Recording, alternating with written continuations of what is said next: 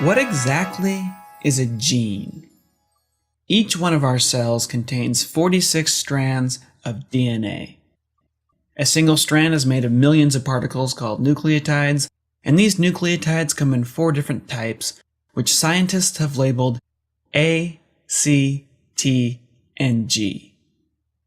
A gene is a special stretch of DNA, a sequence of A's, C's, T's, and G's that code for something.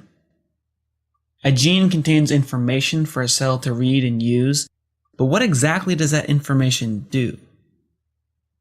You might have heard that there's a blue-eyed gene, a freckle gene, possibly even an anger gene, but single genes don't literally make things like eyeballs or freckles or temper tantrums. Genes make proteins. Those proteins then interact with each other and all sorts of chemicals inside the body to build things like eye pigments, freckles, and mood-altering hormones. A single strand of DNA contains thousands of genes or unique protein recipes. Humans have roughly 20,000 altogether.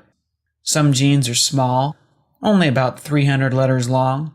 Others are well over 1 million. The length and sequence of a gene determine the size and shape of the protein it builds. The size and shape of the protein determine the function that protein will have inside the body. Hemoglobin, for example, is a protein structure found in red blood cells. Its unique shape and size allow it to capture oxygen molecules when blood flows near the lungs, and then release them later when blood flows near oxygen-starved tissues. Pepsin is a digestive protein. Its unique shape allows it to break down food inside your stomach so it can be absorbed by the body. Keratin is a structural protein. Its unique shape and size allow it to link together with other keratin proteins to form hard structures like fingernails, claws, and beaks. Different creatures have different genes, which is ultimately why their bodies look and function differently. But one of the many reasons scientists believe all life on Earth is related is that the basic DNA code, the language of A's, C's, T's, and G's, is pretty much the same for all living things. Many creatures even share some of the same genes. You might not be too surprised to learn that humans and chimps, which are closely related, share 96% of their genetic code. But what would you think a lowly fruit fly has in common with a beautiful swimsuit model? Surprisingly, about half of its genes.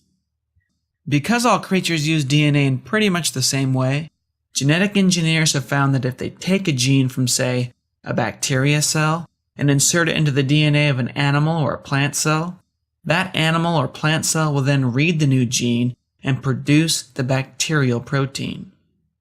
Engineers have mixed and matched the genes of different organisms to produce many new creatures, including corn that is toxic to insects but supposedly safe for human consumption, tomatoes that last up to twice as long in the grocery store before going bad, and a new form of bacteria that produce the human protein insulin, which we then collect from these bacteria and give to people with diabetes who need extra insulin to survive.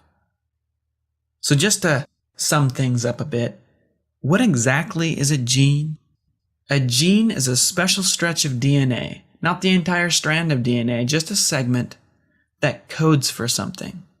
Each gene is like a unique recipe, which usually tells a cell how to make a protein or a group of proteins.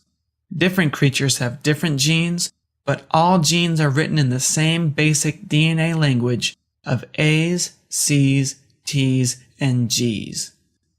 I'm John Perry, and that's genes stated clearly.